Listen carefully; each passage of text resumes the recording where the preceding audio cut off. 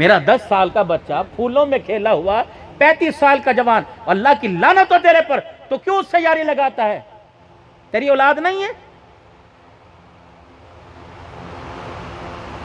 12 साल का बच्चा रात को 2 बजे घर आए, मर ना जाए, बाप जिंदा रहे, उसे शुगर ना हो, उसे ब्लड प्रेशर ना हो, उसे दिल की बीमारी ना हो, जिसकी पैदाइश पे मुजफ्फरगढ़ के सबसे बड़ी मौलवी साहब ने कान में आके अजान दी, जिसके अकीके पे बकरे काटे,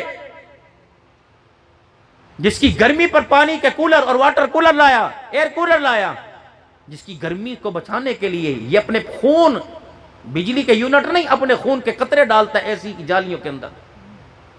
तो मैं मजाक सूझा, उसके बच्चे को यार बनाया, पता नहीं उससे क्या क्या कर गुजरे, उसे मोटरसाइकिल के लालच में, मोबाइल के लालच में, गाड़ी के लालच में शीशे पे लगा दिया, स्नोकर पे लगा। ये डब्बू वाला, ये स्नोकर वाला अल्लाह की पकड़ से बचेगा?